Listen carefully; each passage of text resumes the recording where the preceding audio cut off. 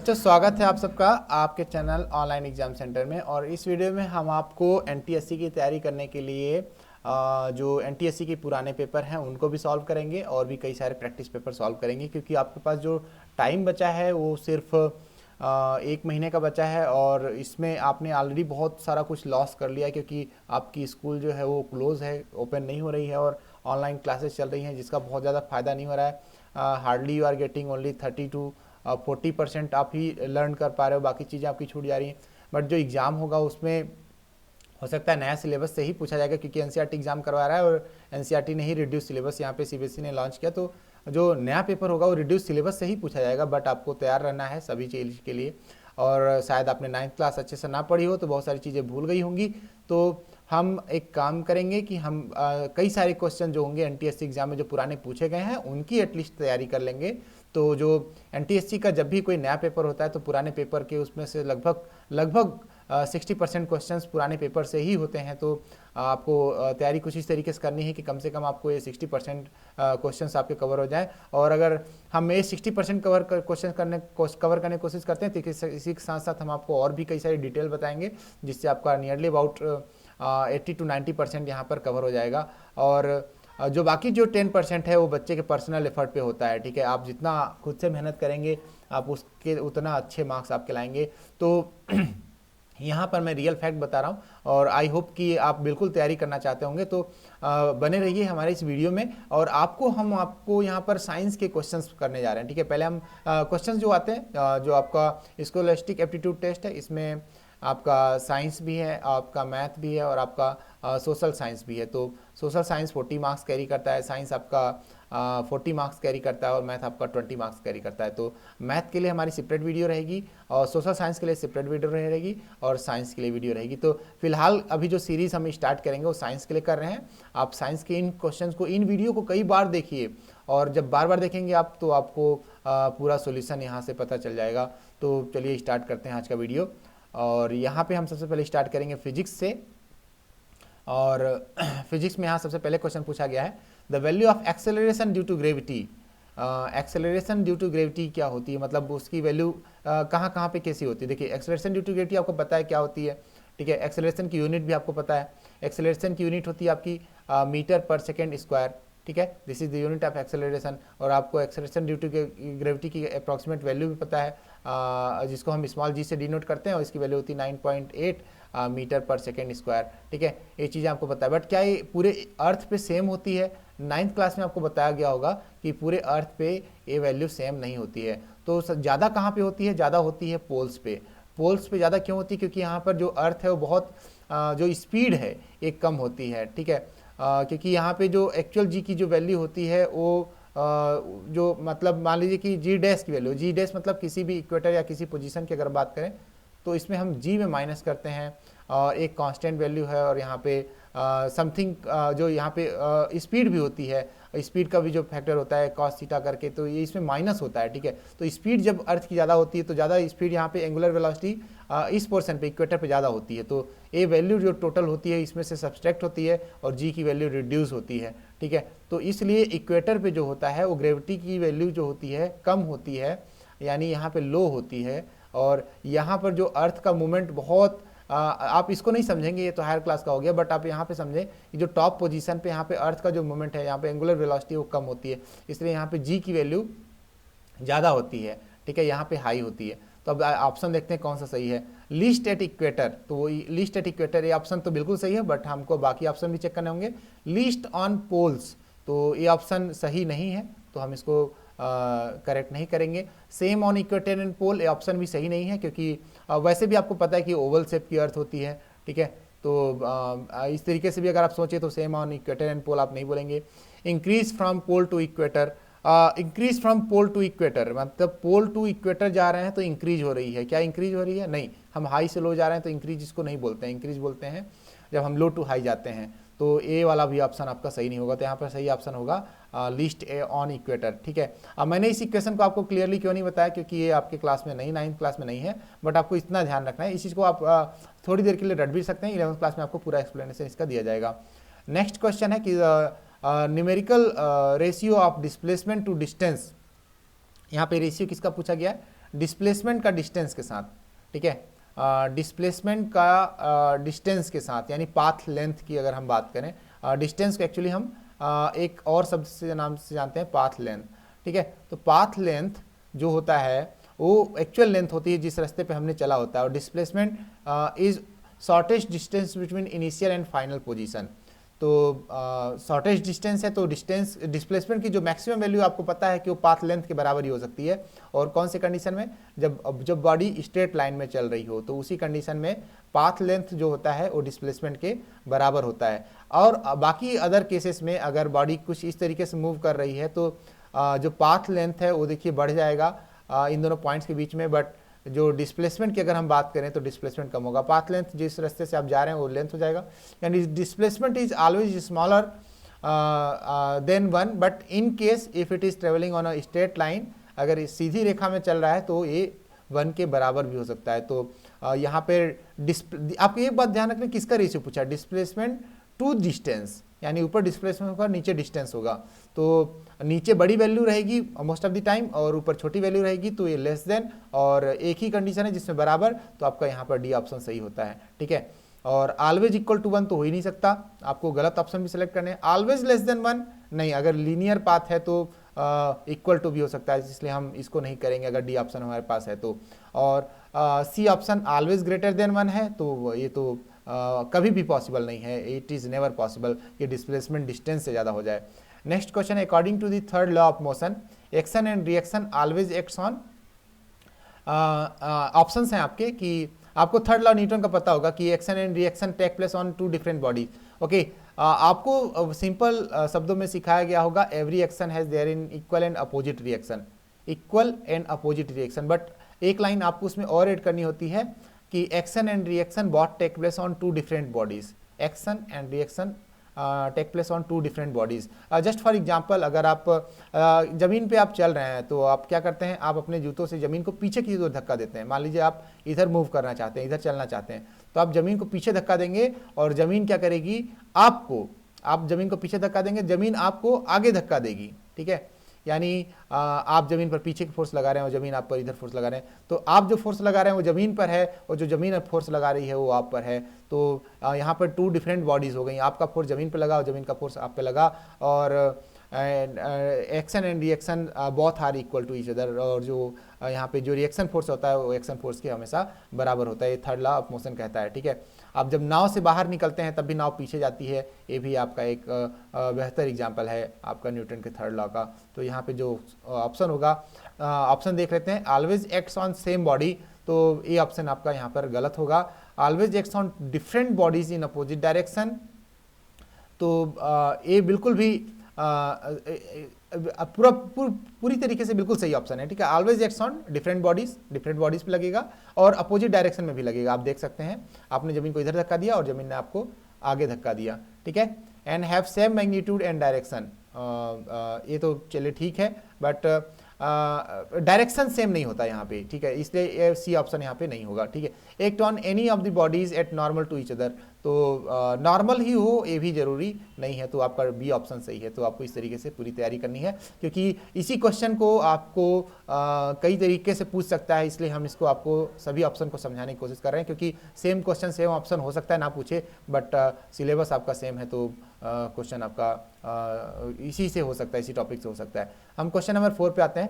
SI unit of retardation, actually retardation is brother of acceleration, but one thing is that acceleration speed को यानी velocity को बढ़ाने में काम आता है और रिटार्डेशन वेलोसिटी को कम करने में आता है। जब आप ब्रेक अप्लाई करते हैं तो उसमें एक्सेलरेशन नहीं, उसमें रिटार्डेशन अप्लाई होता है, बट एक्सेलरेशन और डिसेलरेशन भी बोलते हैं इसको, रिटार्डेशन को, and both have the same unit. हमने ऊपर बात की थी, जो एक्सेलरेशन की यूनिट होती है मीटर पर सेकेंड स्क्वायर। नेक्स्ट ऑप्शन है यहाँ पे, नेक्स्ट क्वेश्चन है, dot dot dot is located behind a convex mirror. आपको पता होगा कॉन्वेक्स मिरर किसको बोलते हैं, this is the spherical surface, and अगर इसका रिफ्लेक्टिंग सरफेस बाहर के साइड हो, इस तरीके से बल्ज आउट हो, बाहर की तरफ निकला हुआ हो, और हम इसको अंदर से पॉलिश करें तो हम इसको कॉन्वेक्स मिरर बोलते हैं, क्योंकि ये लगभग यहाँ पे आपका बाहर की तरफ निकला हुआ है, ठीक है। कॉनकेव नहीं है, कॉनकेव को हम क्या बोलते हैं, कॉनकेव मतलब something which is forming cave like structure, गुफा, ये देखिए यहाँ पे गुफा टाइप का स्ट्रक्चर कुछ बन रहा है, तो हम इसको कॉनकेव बोलते हैं, बट हम इसका जस्ट हम अगर उल्टा हो तो हम उसको कॉन्वेक्स मिरर बोलते हैं। अब यहाँ पे बोल रहा है located behind the convex mirror. अच्छा, प्लेस हम इसको इसी तरीके से करते हैं। अब बिहाइंड द क्या प्लेस होगा, तो देखिए जिस आपको फोकस की अगर फोकल पॉइंट की अगर डेफिनेशन पता हो तो एक्चुअली जो आपका यहाँ पर जिस स्फेयर का पार्ट है उसका सेंटर ऑफ कर्वेचर कहा जाता है, और सेंटर ऑफ कर्वेचर और पोल के बीच में जो डिस्टेंस होती है उसका जो हाफ होता है वो फोकस कहा जाता है, और वहीं पर आपका फोकल पॉइंट होता है। जो कॉन्वेक्स मिरर है उसका focal point behind the mirror होता है। तो यहाँ से हमें पहला ऑप्शन सही मिल गया, बट हमें ये भी देखना है कि बाकी ऑप्शन कैसे सही नहीं होंगे। तो अ रे is located behind the convex mirror, तो बिहाइंड कॉन्वेक्स मिरर कोई रे नहीं होती है, जो भी रे आती हैं सामने से आती हैं और रिफ्लेक्ट होकर सेम डायरेक्शन में चली जाती हैं, इसलिए कोई भी रे बिहाइंड द मिरर नहीं होता, इसलिए ऑप्शन गलत होगा। और सी ऑप्शन की बात करें, रियल इमेज, तो रियल इमेज तो कभी फॉर्म ही नहीं कर सकता, क्योंकि ये लाइट को सचमुच में मिलने नहीं देता। मतलब ये लाइट रे हमेशा क्या करता है, डाइवर्ज कर देता है, इसीलिए इसका नाम डाइवर्जिंग लेंस भी है, सॉरी डाइवर्जिंग मिरर है, लेंस नहीं है, मिरर है, सॉरी। तो डाइवर्जिंग मिरर भी है, तो ये कभी भी रियल इमेज का फॉर्मेशन नहीं होने देगा, क्योंकि ये दो जो लाइन होती हैं टकराने के बाद हमेशा दूर ही जाती हैं। और अगर हम किसी दूसरी लाइन की बात करें तो भी आफ्टर रिफ्लेक्शन दूर ही जाएंगी, और हम ये जब हम इसको प्रोड्यूस करते हैं तब जाके सपोज टू बी फील होती हैं कि ये फोकस पे मिल रही हैं इस तरीके से। तो behind the mirror image form होती है, लेकिन वो वर्चुअल इमेज फॉर्म होती है, ठीक है। यहाँ पे देखिए रियल इमेज बोल रहा है, तो ये ऑप्शन नहीं होगा, क्योंकि एक्चुअल मीटिंग ऑफ लाइट रे जब होती है तब वहाँ पे रियल इमेज फॉर्म होती है, बट यहाँ पे एक्चुअल मीटिंग तो हो ही नहीं रही है। और ऑब्जेक्ट अगर आप पीछे रखेंगे मिरर के तो कुछ पता ही नहीं चलेगा, आईने के पीछे आप खड़े होंगे तो आईने को थोड़ी कुछ दिखेगा, इसलिए ऑब्जेक्ट को कभी हम पीछे नहीं रख सकते। तो यहाँ पर दो फोकल पॉइंट जो है वो इसका सही आंसर होगा। नेक्स्ट क्वेश्चन है, when white light passes through the prism, जब व्हाइट लाइट प्रिज्म से पास होती है तो colour which deviates the least, यानी कौन सा कलर का डेविएशन सबसे कम होता है। तो लिस्ट डेविएशन जो होता है जिस कलर का होता है, चलिए हम आपको बताते हैं कि किस प्रकार से हम यहाँ पे इसको बनाते हैं। तो सपोज करते हैं कि यहाँ से व्हाइट लाइट जा रही है और आफ्टर रिफ्रैक्शन वो यहाँ पर कुछ इस तरीके की स्पेक्ट्रम बनाती है। तो लिस्ट डेविएशन जिस कलर का होता है वो होता है आपका रेड कलर। यहाँ पर मैं उस तरीके को उस पेन को यूज भी कर रहा हूँ, आप अपने बुक में भी देख सकते हैं। और जो मोस्ट डेविएशन होता है यहाँ पे जिस कलर का होता है वो होता है आपका वायलेट कलर, ठीक है। तो इस चीज़ को आपको ध्यान में रखना है। आप एनसीईआरटी की बुक में आप देख लीजिए, इसी तरीके से आपका बना हुआ है। और आप इस तरीके से जो विब्जियोर है वो कलर सीक्वेंस यहाँ पे आप देख सकते हैं। सबसे नीचे वायलेट है और सबसे ऊपर रेड है, यानी जो लिस्ट डेविएशन जिस कलर का होता है वो रेड कलर का होता है। और इसी वजह से सिग्नल में हम जिस चीज़ का इस्तेमाल करते हैं वो हम रेड कलर का इस्तेमाल करते हैं, क्योंकि इसकी जो इसको हम दूर से भी आसानी से देख सकते हैं, इसका डेविएशन बहुत कम होता है, तो हमें देखने में भी आसानी होती है। अगर डेविएशन होता तो शायद सिग्नल आता और सिग्नल हमारे बराबर में रखा हुआ होता, बट सिग्नल हमें या तो हमारे शरीर से नीचे दिखता या तो हमारे शरीर से ऊपर दिखता, हमें डायरेक्ट हमारी आंखों पर उसकी किरणें नहीं आती रिफ्लेक्शन की वजह से। और लिस्ट डेविएशन होता है, इसलिए हम इसको डेंजर सिग्नल के रूप में भी या फिर सिग्नल के रूप में भी हम इसको इस्तेमाल करते हैं रेड कलर को, क्योंकि इसका डेविएशन लिस्ट होता है, यही एक प्रॉपर्टी है। तो जब भी हम प्रिज्म से कलर को पास करेंगे तो यहाँ पे रेड लाइट जो होगी वो लिस्ट पास होगी। वायलेट लाइट जो होती है वो सबसे ज़्यादा डेविएट होती है, यानी ये this is most deviated colour होता है, तो मोस्ट डेविएशन इसका होता है। नेक्स्ट क्वेश्चन में आते हैं, two charge bodies having equal potential are connected through a conducting wife लिखा है, actually this is not wife, this is wire, है ना, तो वायर से कनेक्ट किए गए। In this case current will flow. देखिए करंट को फ्लो होने के लिए पोटेंशियल डिफरेंस का होना जरूरी है, एक प्लस और एक दूसरा माइनस। प्लस इसलिए होता है क्योंकि यहाँ पर इलेक्ट्रॉन्स की कमी होती है, और माइनस इसलिए होता है क्योंकि यहाँ पर इलेक्ट्रॉन्स ज़्यादा होते हैं, और इसलिए इलेक्ट्रॉन उस पोटेंशियल की तरफ, जैसे ही हम इसको सर्किट से कनेक्ट करते हैं तो जो इलेक्ट्रॉन्स होते हैं वो माइनस से प्लस तक की ओर जाना स्टार्ट कर देते हैं। और ये ऐसा इसलिए होता है क्योंकि इनके बीच में पोटेंशियल डिफरेंस होता है।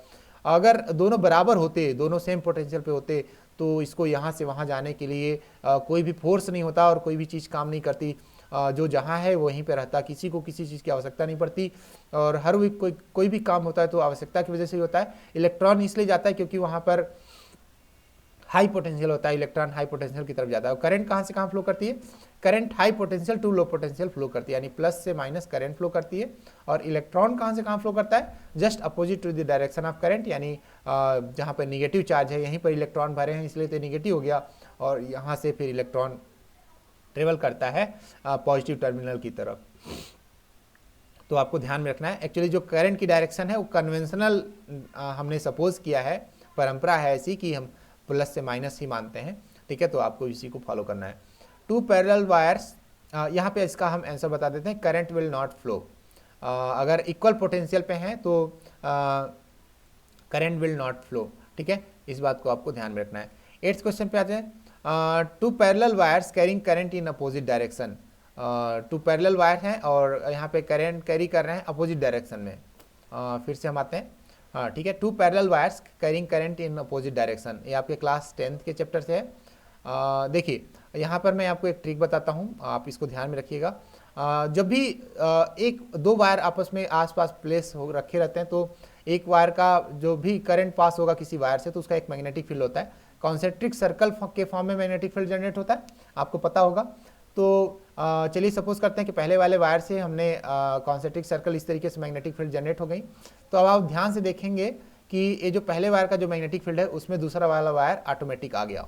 ये तो अब यहाँ पे देखिए आपका एक और लॉ लगेगा, और उस हिसाब से यहाँ पर कोई भी अगर करंट कैरिंग वायर किसी मैग्नेटिक फील्ड में रखा हुआ हो तो उस पर फोर्स लगता है, तो यानी अब सेकेंड वायर पे फोर्स लगेगा।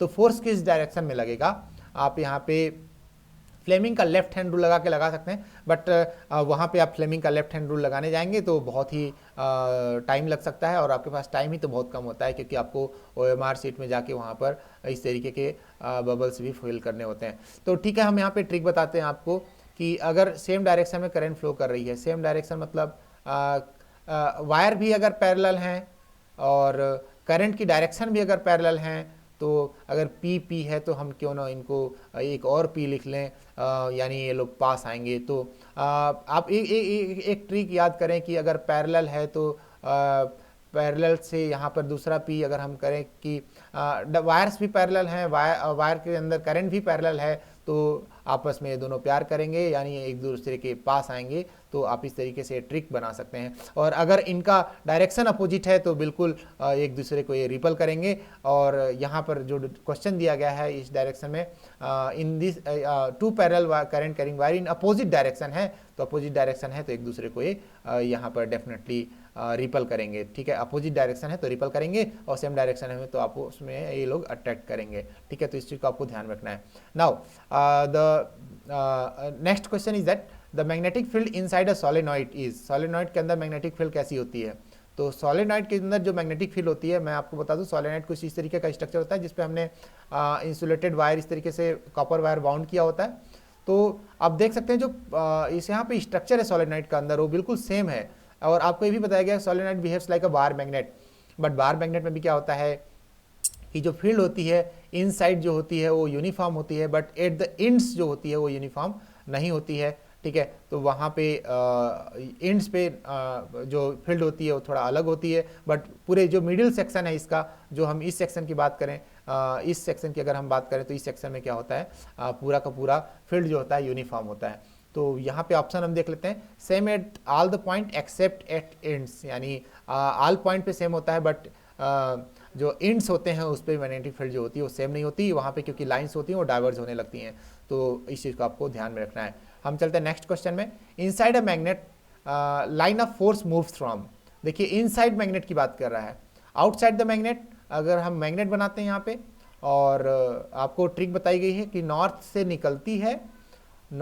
निकलती है और साउथ में समाती है, तो magnetic field line close loop form करती है, आपको ये बता दिया गया। तो आपने क्लोज लूप का बाहर वाला पोर्शन दिखा, तो अंदर वाला पोर्शन क्लोज लूप अगर बनाना है तो कहाँ से कहाँ जाएंगी, तब वो साउथ से नॉर्थ जाएंगी। तो आपको ट्रिक बता दिए कि नॉर्थ से निकलेगी मतलब आप प्रोनाउंसिएशन देखिए, नॉर्थ से निकलेगी, ये हिंदी में ट्रिक है बट आपके लिए कारगर होगी। और साउथ में समाती है, तो आप इस चीज़ को यूज कर सकते हैं। और ये outside the magnet north to south travel करती है, but inside the magnet south to north pole travel करती है। तो इस बात का आई होप ध्यान में रखेंगे कि कहाँ पूछा जा रहा है। तो पहले देखना है कि इनसाइड है या आउटसाइड है, ठीक है। चलिए नेक्स्ट क्वेश्चन पे आते हैं। The resistance of conductor is directly proportional to, किसी भी कंडक्टर का जो रेजिस्टेंस है वो किसके प्रोपोर्शनल है? तो रेजिस्टेंस का आपने रिलेशन पढ़ा होगा क्लास 10th में या फिर आप पढ़ रहे होंगे। This is directly proportional to L by A, L is length and A is area of cross section, so resistance is directly proportional to the length of the wire। Length बढ़ेगा, यहाँ पे डायरेक्टली प्रोपोर्शनल पूछा गया है तो यहाँ पे length होगा ऑप्शन आपका। और आई होप कि ये क्वेश्चन आपको इजी लगा होगा और आपसे बन गया होगा। नेक्स्ट क्वेश्चन है, light travel fastest in which of the following material? Light कौन से मटेरियल में फास्टेस्ट ट्रेवल करती है? तो देखिए जितना ही रेयरर मीडियम होगा उतना ही लाइट की स्पीड ज़्यादा तेज होगी, और वैक्यूम में लाइट की स्पीड बहुत ज़्यादा है, एयर में थोड़ी सी कम है, बट जो मीडियम यहाँ पे दिए गए हैं उसमें से जिसका रिफ्रैक्टिव इंडेक्स कम होता है वो है एयर, और एयर में जो स्पीड होगी वो सबसे ज़्यादा तेज होगी। ठीक है, तो आपने रिफ्रैक्टिव इंडेक्स की कंडीशन भी पढ़ी होगी, आप वहाँ से बेहतर तरीके से इसको समझ सकते हैं। ठीक है, तो आपको इसको ध्यान में रखना है। नेक्स्ट क्वेश्चन है, acceleration always acts in the direction.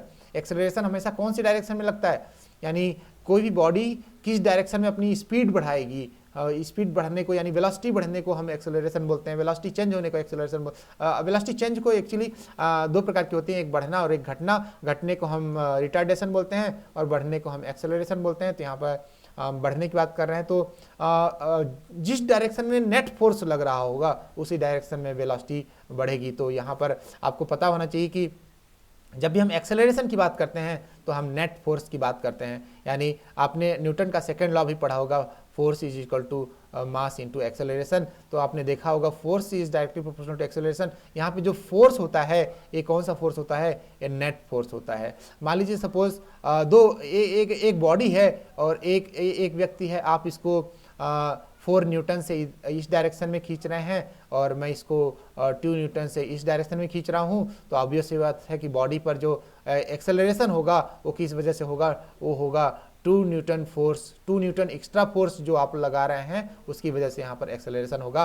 तो इसका एक्सेलरेशन अगर हम इसका मास काउंट करते हैं 1 kg, तो हम यहाँ पे एक्सेलरेशन अगर फाइंड करने की बात करें तो हम यहाँ पे लिखेंगे नेट फोर्स। नेट फोर्स हो जाएगा 2 न्यूटन जो आप लगा रहे हैं और मास हमने लिया है 1 kg। हम यहाँ पे इसके एक्सेलरेशन से मल्टीप्लाई करेंगे तो हमको एक्सेलरेशन मिल जाएगा 2 मीटर पर सेकेंड स्क्वायर। क्लियर? तो इस तरीके से चीज़ें कैलकुलेट की जाती हैं, हम हमेशा नेट फोर्स की बात करते हैं। तो चलिए इसमें हम आपको बता दें कि आपको अगर वीडियो पसंद आ रहा है तो वीडियो को लाइक करिए और मेरे सभी वीडियोस देखिए, आपका एनटीएससी में सिलेक्शन पक्का होगा, ये हमारी गारंटी है। अगर आप सारे क्वेश्चंस देखते हैं तो डेफिनेटली आपका सिलेक्शन पक्का होगा। हम आपको पूरा एक्सप्लेन करके इसमें दे रहे हैं, और वीडियो को लाइक कर दीजिए, वीडियो को दूसरे के साथ शेयर भी कर लीजिए। और जब भी हम चैनल यहाँ पे अपने चैनल पर कोई वीडियो अपलोड करते हैं आपके प्रिपरेशन की, एग्जाम प्रिपरेशन के रिगार्डिंग, तो आपको जल्दी से जल्दी मिले उसके लिए सब्सक्राइब बटन जरूर दबा लीजिए और बेल आइकन को भी प्रेस कर लीजिए। जब तक आपका एनटीएससी का एग्जाम चल रहा है, उसके बाद आपको अगर नहीं जुड़ना है चैनल से तो आप अनसब्सक्राइब कर सकते हैं, बट जब तक आप तैयारी कर रहे हैं तब तक आप हमारे चैनल से बिल्कुल जुड़ सकते हैं। तो चलिए स्टार्ट करते हैं हम केमिस्ट्री वाला पार्ट। आई होप कि आपको समझ में आ रहा होगा। अगर समझ में आ रहा है तो कमेंट बॉक्स में जरूर हमें बताइए, हमें अच्छा लगेगा। और आपको कौन सा सब्जेक्ट में किस में प्रॉब्लम जा रही है आप हमसे बिल्कुल चर्चा कीजिए, और आप हमसे जुड़े रहेंगे तो आपको हम अपना व्हाट्सएप नंबर भी देंगे और वहाँ से आप हमेशा हमसे बाकी अपने डाउट्स भी क्लियर कर सकते हैं। तो यहाँ पे which statements are correct regarding the following reaction, कौन से स्टेटमेंट सही हैं? ये जो नीचे दिए रिएक्शन दी गई है उससे रिलेटेड कौन सी चीज़ें सही दी गई हैं, यानी कुछ चीज़ें बताई गई हैं। यहाँ पे actually this is kind of redox reaction, reduction भी हो रहा है और ऑक्सीडेशन भी हो रहा है, और ऐसे रिएक्शन को हम रेडॉक्स रिएक्शन बोलते हैं, बट यहाँ पे रेडॉक्स रिएक्शन का ऑप्शन नहीं है। यहाँ पर दिया गया है 2 चीज़ें, लेड ऑक्साइड है और एक कार्बन से रिएक्ट कर रहा है, और यहाँ पे लेड और कार्बन डाइऑक्साइड यहाँ पे बना रहा है। ठीक है, तो आप देख सकते हैं कि जो लेड ऑक्साइड है इसने ऑक्सीजन को लूज किया, तो यहाँ पे लेड ऑक्साइड का क्या हुआ? लेड ऑक्साइड का यहाँ पे रिडक्शन हुआ है। ठीक है, लेड ऑक्साइड का रिडक्शन हुआ है। और कार्बन ने ऑक्सीजन गेन किया तो इसका क्या हुआ? ऑक्सीडेशन हुआ है। तो देखिए कार्बन का ऑक्सीडेशन हुआ है और लेड ऑक्साइड का रिडक्शन हुआ है। तो यहाँ पे अगर हम इन दोनों को कंबाइन करें तो option number 3rd and 4th सही है। तो यहाँ पे बी ऑप्शन हमारा सही है। Next question, what will happen on putting dilute HCl on iron powder? Iron powder क्या है? मेटल है।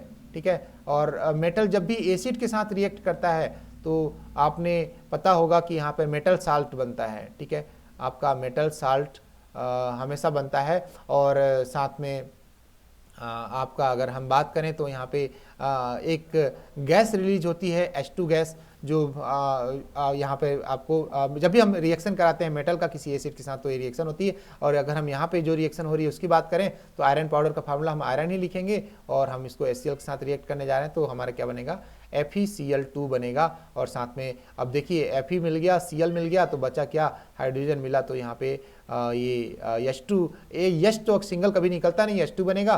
तो हम इसको जब बैलेंस करेंगे तो यहाँ पे 2HCl लिखेंगे और आप देख सकते हैं कि यहाँ पे 2 क्लोरीन भी है और पूरी रिएक्शन हमारी बैलेंस भी हो गई। तो क्या प्रोडक्ट बना हमारा, यहाँ पे जो आयरन क्लोराइड बना ये हमारा साल्ट होता है और साथ में हाइड्रोजन जो गैस निकली वो यहाँ पे, तो हमारा ये देखिए पहला ही ऑप्शन सही है, ठीक है। और वाटर बनने का तो यहाँ पे कोई चांस ही नहीं था। देखिए अगर सी ऑप्शन अगर आप कंफ्यूज होते हैं, क्योंकि उसके लिए क्या चाहिए आपको, ऑक्सीजन चाहिए। तो हमने पूरे रिएक्शन में आप देखिए जो रिएक्टेंट में ही नहीं है वो प्रोडक्ट में कैसे आ सकता है, अगर रिएक्टेंट में होता तो प्रोडक्ट में जरूर होता, और इसलिए यहाँ पे सी ऑप्शन बिल्कुल नहीं होगा। और क्लोरीन गैस यहाँ पे लिख रहा है और FeCl2 विल फॉर्म, तो एक्चुअली फिर अगर ऐसी बात है तो मेरा हाइड्रोजन कहाँ गया, तो इसने भी हाइड्रोजन के बारे में नहीं बताया। विल बी नो रिएक्शन, तो ऐसी बात नहीं है, रिएक्शन होगी क्योंकि जो मेटल होता है वो रिएक्ट करता है, क्योंकि एक्चुअली डाइल्यूट हाइड्रोक्लोरिक एसिड है और ये बिल्कुल रिएक्ट करता है। नेक्स्ट क्वेश्चन पे आते हैं, the number of covalent bonds in ethane are, ethane में कोवेलेंट बॉन्ड्स कितने होते हैं। तो बच्चे आपको इथेन का फार्मूला आना बहुत ही जरूरी है। इथेन का फार्मूला क्या होता है, मीथेन का क्या होता है CH4 और इथेन का होता है C2H6 ओके। सो कितने बॉन्ड बनेंगे, चलिए हम यहाँ पे बना के देख लेते हैं। एक कार्बन अटैच होगा एक कार्बन दूसरे कार्बन के साथ और इस तरीके के 3 हाइड्रोजन यहाँ पे जुड़ेंगे और एक ये देखिए वही फार्मूला बन गया C2H6 और नंबर ऑफ बॉन्ड्स काउंट कर सकते हैं 1 2 3 4 5 6 7।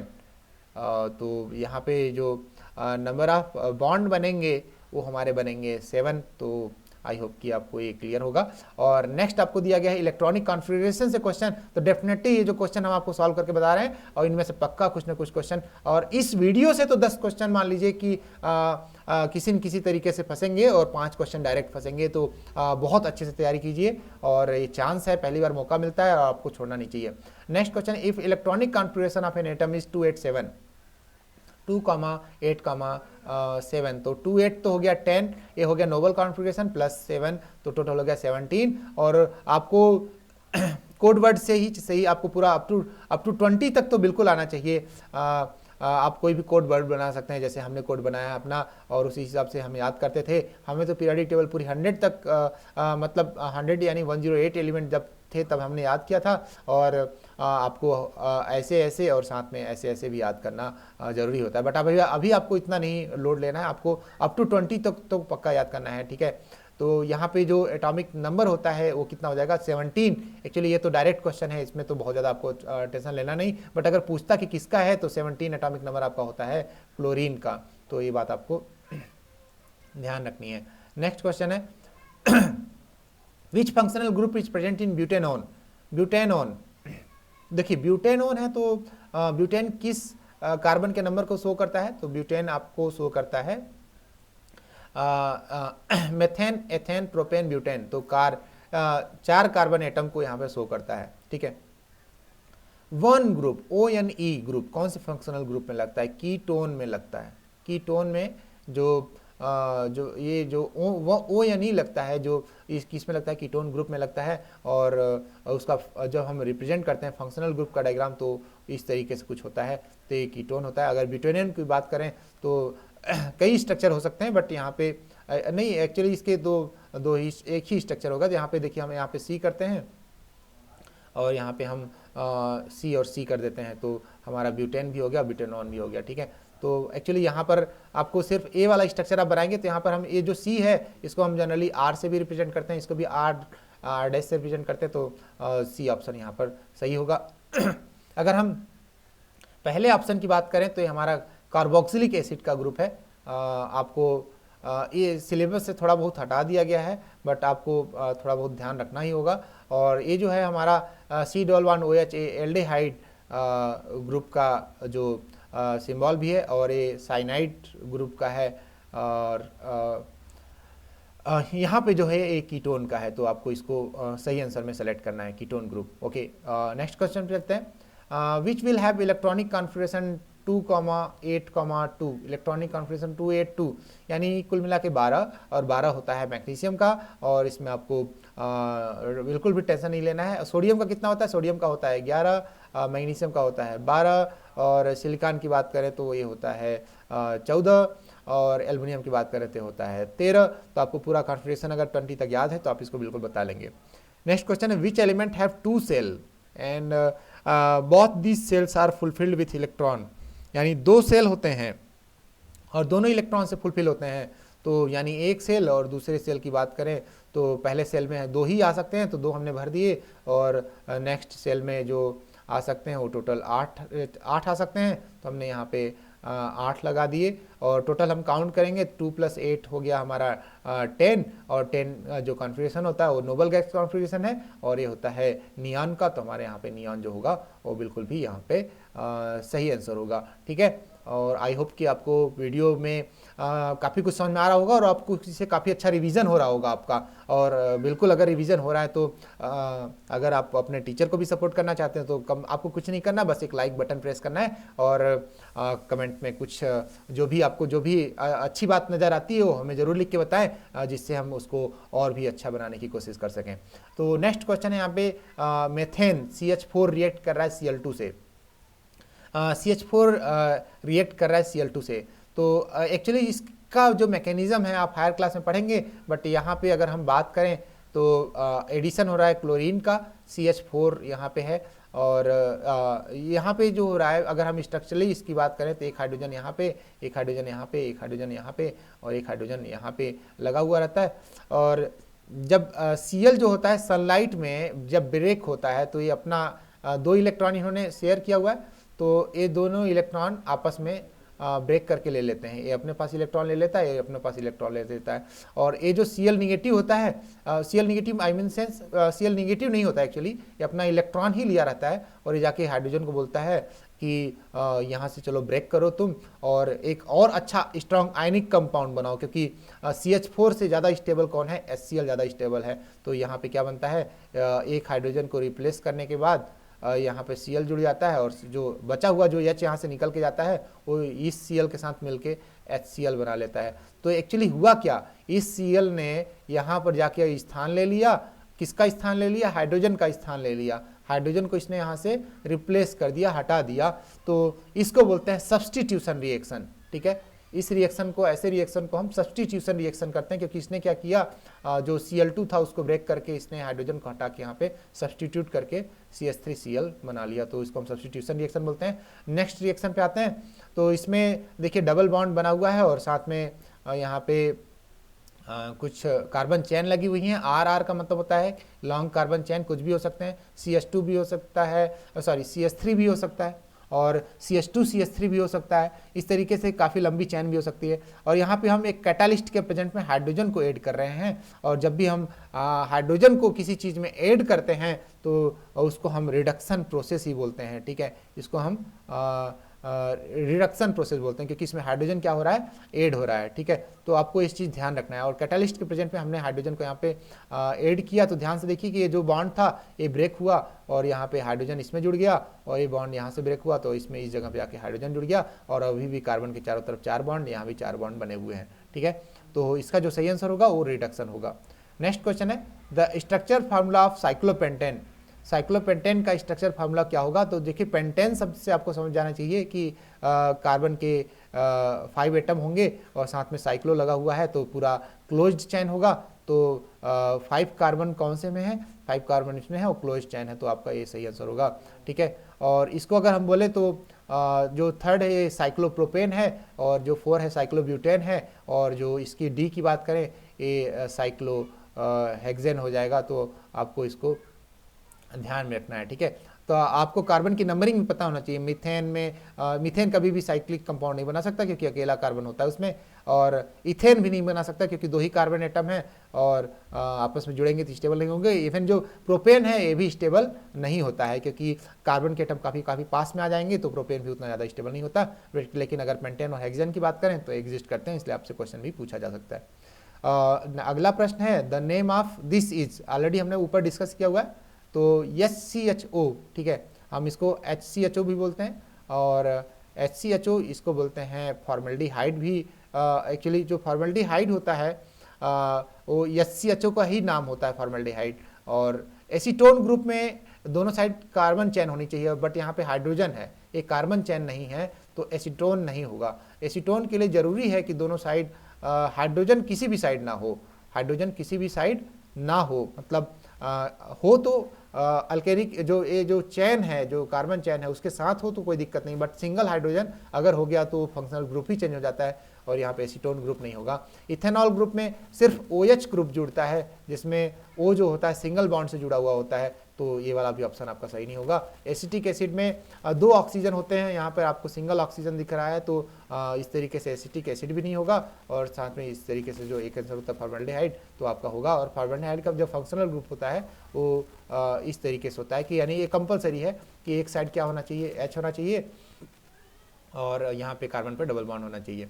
नेक्स्ट क्वेश्चन है, which among the following is are saturated compound, इसमें से सैचुरेटेड कंपाउंड कौन है? तो यहाँ पे अगर हम देखें तो सैचुरेटेड कंपाउंड में वो होते हैं जिसमें सभी जो एटम होते हैं वो सिंगल बॉन्ड से जुड़े हुए होते हैं, और सैचुरेटेड कंपाउंड जो एल्केन सीरीज होती है वो सैचुरेटेड कंपाउंड का फॉर्म करती है, और एल्केन का फार्मूला होता है CnH2n+2, ठीक है।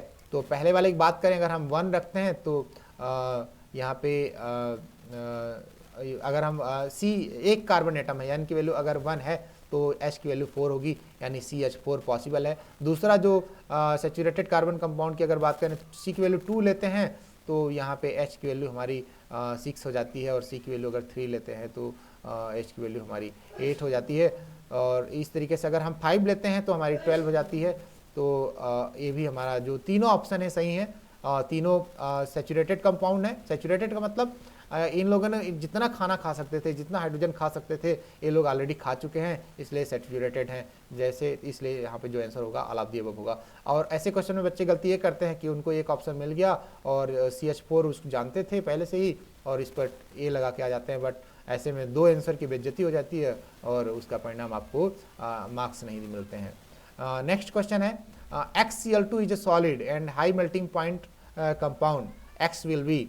यहाँ पर आपको बॉदर नहीं करना कि हम ऐसा क्वेश्चन को कैसे सॉल्व करेंगे, बस ध्यान दीजिए कि जो ऑप्शन दिए गए हैं इसमें से किसकी वैलेंसी 2 है, क्योंकि आपको पता है कि जब भी कोई कंपाउंड फॉर्म करता है X और Cl की वैलेंसी यहाँ पे 1 है, तो इसकी वैलेंसी 2 होगी, तभी फार्मूला बना है क्या, XCl2 फार्मूला बना है। तो आपको चेक करना है किसकी वैलेंसी 2 है, तो मैग्नीशियम की वैलेंसी 2 होती है, सोडियम की वैलेंसी 1 होती है, एल्युमिनियम +2 भी शो करता है, 3 भी शो करता है, बट 3 इसका स्टेबल कंडीशन है, और सिलिकॉन की बात करें तो 4 का ही शेयरिंग होती है। एक्चुअली ये आयनिक कंपाउंड है, इसलिए हाई मेल्टिंग पॉइंट है। हाई मेल्टिंग पॉइंट कौन से कंपाउंड के होते हैं, जो कंपाउंड आयनिक बॉन्ड से जुड़े हुए होते हैं उनके होते हैं। तो सिलिकॉन कभी भी most of the time ionic compound नहीं बनता, ये सिर्फ कोवेलेंट कंपाउंड्स बनाता है, तो ऑलरेडी रिजेक्ट हो गया, बचे 3 ऑप्शन, उसमें से मैग्नीशियम ही सबसे आगे होगा क्योंकि इसकी वैलेंसी जो है वो 2 है। तो यहाँ पे कौन सा कंपाउंड बनेगा, मैग्नीशियम क्लोराइड यानी MgCl2 बनेगा। तो इस बात को आपको ध्यान में रखना है। हम एक ही क्वेश्चन के साथ हम 5-6 क्वेश्चन कवर कर लेते हैं, तो आपको बाकी चीज़ों को बहुत ही ध्यान से कवर करना है। और बायोलॉजी एक्चुअली थोड़ा पोर्सन जो यहाँ पे हम डिस्कस करेंगे, बायोलॉजी में आपको देखिए, which of the following is not a divisional stage, divisional stage नहीं होता है। तो इसकी अगर हम बात करें डिविजनल स्टेज इसमें से कौन सा नहीं होता, तो यहाँ पर डिविजनल टेस्ट यहाँ पे इंटरफेस नहीं होता, ठीक है। तो टेलोफेस, मेटाफेस, प्रोपोफेस जो है, प्रोफेस जो है यहाँ पे सभी डिविजनल स्टेज हैं, बट इंटरफेस जो है आपका डिविजनल स्टेज का पार्ट नहीं है। और नेक्स्ट क्वेश्चन पे आते हैं, cell organelles are embedded in, cell organelles कहाँ इम्बेडेड होते हैं, तो आपने क्लास 9th में इसको बहुत ही अच्छे से पढ़ा होगा। तो अगर आप ध्यान से ऑप्शन देखें, साइटोप्लाज्मिक मेम्ब्रेन और म्यूसिन यहाँ पे प्रोटोप्लाज्म और साथ में साइटोप्लाज्म, तो साइटोप्लाज्म जो होता है इसका सही आंसर होगा, साइटोप्लाज्म में सेल ऑर्गेनल्स जो होते हैं वो एम्बेडेड होते हैं, ठीक है। तो ये चीज़ आपको ध्यान रखनी है। Growth rings are formed by activity of, growth rings किसकी एक्टिविटी का रिजल्ट होते हैं, तो जाइलम फोलेम्स जो होती हैं तो फूड न्यूट्रिशन वगैरह ट्रांसपोर्ट करने के लिए रिस्पॉन्सिबल होती हैं। इनको ग्रोथ रिंग बनाने से कोई इनको मतलब नहीं होता। जाइलम जल, जाइलम शब्द आप देखिए, जाइलम क्या काम करता है, जाइलम से याद कर सकते हैं आप, जाइलम बोलने में आपको जल शब्द भी समझ में आता है, और फोलेम समझने, फोलेम से आपको फ से फूड आता है और फूड मतलब होता है भोजन, तो फोलेम फूड यानी भोजन सप्लाई करता है। जाइलम, जाइलम से जल, जल आप देखिए अगर थोड़ा सा अपने आवाज को रोकने की कोशिश करें तो आपको जल यहाँ पर सुनाई देगा, जल से जाइलम होता है, ठीक है। तो अच्छी ट्रिक है कि जाइलम जल ट्रांसपोर्ट करता है, फोलेम फूड ट्रांसपोर्ट करता है। और यहाँ पे जो ग्रोथ रिंग फॉर्म होती हैं वो कैम्बियम के द्वारा फॉर्म होती हैं। कैम्बियम उसके इंटरनल स्ट्रक्चर को मजबूत बनाने में भी यहाँ पे काम आता है, और कैम्बियम ही रिंग का फॉर्मेशन करने के लिए रिस्पॉन्सिबल होता है, ठीक है। नेक्स्ट क्वेश्चन है, reserve food product of most of the algae is. देखिए कुछ अलगी जो होती हैं वो क्या होती हैं, जो ग्रीन अलगी होती हैं वो अपना भोजन भी बनाती हैं, और जैसे प्लांट अपना भोजन स्टार्च के फॉर्म में स्टोर करते हैं, वैसे ही यहाँ पे जो अलगी है, मोस्ट ऑफ जो अलगीज हैं वो भी स्टार्च के फॉर्म में ही यहाँ पे फूड अपना स्टोर करती हैं। तो आपको इसका ऑप्शन जो है वो आपको ध्यान में रखना है। नेक्स्ट क्वेश्चन है, largest ecosystem of the world are. Largest ecosystem कौन है? ये बहुत ही अच्छा क्वेश्चन है और इसको स्टार मार्क आप कर सकते हैं। और इस क्वेश्चन का जो मैं अगर आपको आंसर बताऊं तो इसका आंसर आपको ऑलरेडी पता होगा, आपके टीचर ने पढ़ा होगा। इसका आंसर है ओशियंस। क्यों ओशियंस? क्योंकि बहुत सारे ऐसे एनिमल हैं, हम खुद पानी में नहीं रह सकते हैं, बट पानी वाले बहुत सारे एनिमल हैं जो ज़मीन पर रह सकते हैं।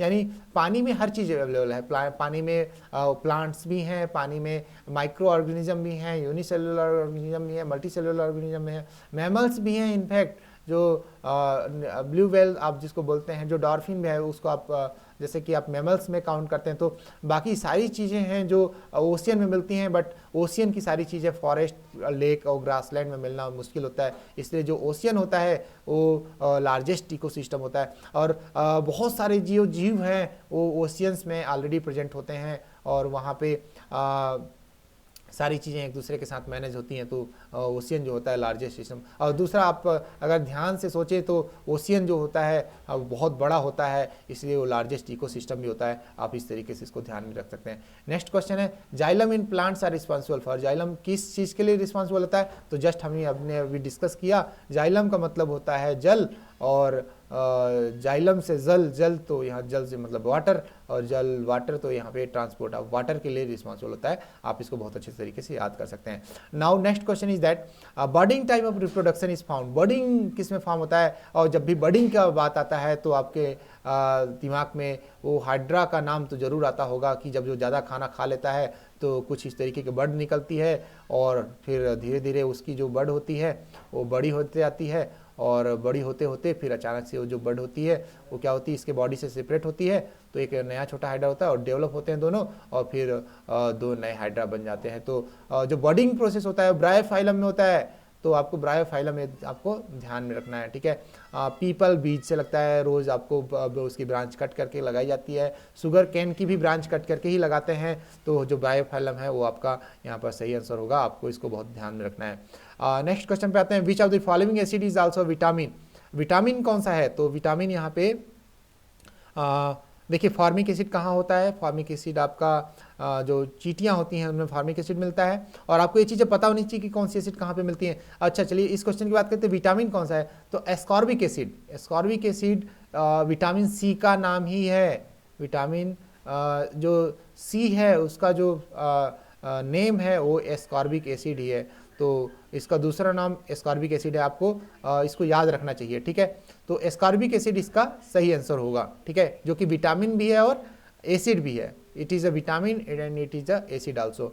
नेक्स्ट क्वेश्चन है, which are the following plant tip has quiescent centre. Quiescent centre कहाँ पे होता है? कौन सा प्लांट का जो टिप है वो क्विसेंट सेंटर कंटेन करता है? तो इसका जो सही आंसर होगा वो रूट होगा। जो रूट्स होती हैं most of the responsible part, यानी जो absorption of mineral, absorption of water होता है, उसको रूट्स परफॉर्म करती हैं, और ये जो रूट्स होते हैं यही इसका क्वेसेंट सेंटर होती हैं, ठीक है। तो आपको इसको ध्यान में रखना है। Next question, which are the following is a plant hormone. Plant hormone कौन होती है? तो प्लांट हार्मोन आपको पता होगा, इसमें इंसुलिन बॉडी में, ह्यूमन बॉडी में सीक्रेट होता है, ये तो आप बहुत अच्छे से जानते हैं, तो ये आंसर नहीं होगा।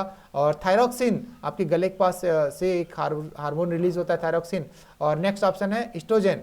तो जो इस्ट्रोजेन है वो इस्ट्रोजेन आपका यहाँ पर ह्यूमन बॉडी में ही रिलीज होता है, ह्यूमन बॉडी में रिलीज होता है, और ह्यूमन बॉडी में रिलीज होता है तो इस्ट्रोजेन होता है, ठीक है। और यहाँ पे हम साइटोकाइनिन की बात करें, साइटोकाइनिन प्लांट में रिलीज होता है, ठीक है, प्लांट में। प्लांट में साइटोकाइनिन रिलीज होता है। तो जब आप बात करते होंगे जब पत्तियां टूटती हैं, कभी कुछ पत्तियां जो होती हैं वो प्लांट से रिमूव हो जाती हैं ओल्ड होने के बाद, और जब ये रिमूव होती हैं तो उस प्लांट को वहाँ से छोड़ती तो वहाँ पर नई पत्तियां आती हैं। तो इस पूरी प्रोसेस के लिए कौन सा जो हार्मोन रिस्पॉन्सिबल होता है प्लांट में, वो होता है साइटोकाइनिन रिस्पॉन्सिबल होता है। और नेक्स्ट क्वेश्चन की अगर हम बात करें तो इसमें है राइबोसोम। तो राइबोसोम जो होता है वो क्या होता है, ग्रेनुअल्स फॉर्म करता है। तो ribosome RNA plus protein, RNA plus protein यहाँ पे इसका सही आंसर होगा, ठीक है। Ribosome are granules form by RNA plus protein, ठीक है। नेक्स्ट क्वेश्चन है एंथर कंटेंट्स।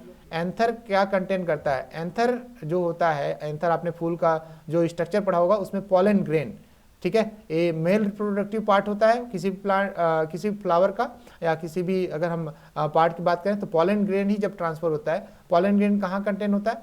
आपने कुछ इस तरीके के स्ट्रक्चर्स यहाँ पे देखे होंगे, स्टिग्मा स्टाइल सारी चीज़ें आपने यहाँ पे पढ़ी होंगी। और इसके साथ में जो कुछ सारे प्लांट होते हैं जिसमें पॉलन ग्रेन यानी यहाँ पर जो आप इस तरीके का जो स्ट्रक्चर देखते हैं और इसमें जो चीज़ बंद होती है उसी को हम इसके अंदर जो पॉलन ग्रेन बोलते हैं, ठीक है।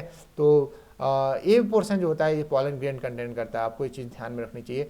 तो इसका जो सही आंसर होगा एंथर कंटेन्स पॉलन ग्रेन, इसको हम एंथर बोलते हैं, इसी में क्या होता है पॉलन ग्रेन होता है। नेक्स्ट क्वेश्चन है cell organs essential for photorespiration is. Photorespiration के लिए कौन सा सेल ऑर्गेनस यहाँ पे रिस्पॉन्सिबल होते हैं? तो इसका सही आंसर होगा प्रॉक्सिसोम्स। तो आपने क्लास 9th में इसको पढ़ा होगा, आपने जब भी जो सेल चैप्टर पढ़ा होगा तो उसमें आपको ये चीज़ बहुत अच्छे से मिली होगी। और नेक्स्ट क्वेश्चन है पॉलिनेशन इन मेज। पॉलिनेशन, मेज में जो पॉलिनेशन होता है उसका कारण क्या होता है? तो यहाँ पे जो मेन कारण होता है मेज में, मेज आप जैसे आप मक्का जब आप बोलते हैं तो उसका सही कारण होगा यहाँ पे एयर, तो इसका यही चीज़ होगा। तो आई होप कि आपको पूरी वीडियो बहुत अच्छे से समझ में आई होगी, और अगर आपको वीडियो समझ में आई है तो आप वीडियो को लाइक ज़रूर कर दीजिएगा, और साथ में अपने इसके फ्रेंड्स के साथ इसको शेयर कीजिए जो NTSC की तैयारी कर रहे हैं और जो इस लॉकडाउन में बाहर नहीं जा सकते हैं, उनके लिए बेस्ट मटेरियल है। और इसमें से डेफिनेटली मैं गारंटी लेता हूँ 5 क्वेश्चंस, आप कभी भी आप बाद में मिलिए तो आपको 5 क्वेश्चंस की इसमें से गारंटी है, और 10 क्वेश्चंस तो पक्का आएंगे। हो सकता है थोड़ा बहुत घुमा के फिरे क्वेश्चन पूछ जाएं, और ऐसे हम आपको कई क्वेश्चन प्रैक्टिस करवाएंगे। मैथ और सोशल साइंस की भी वीडियो हम आपके लिए लेके आएंगे, तो चैनल के साथ बने रहिए। चैनल को सब्सक्राइब जरूर कर लीजिए और बेल आइकन प्रेस कर लीजिए, जिससे आपको जब भी हमारा वीडियो अपलोड हो तो आप तक पहुँच जाए। और सबसे लास्ट एंड लीस्ट रिक्वेस्ट कि आपको ये वीडियो कैसा लगा और आपको कौन सी चीज़ में ज़्यादा समस्या जा रही है, कमेंट बॉक्स में हमें ज़रूर बताएं। Thank you so much for watching this video.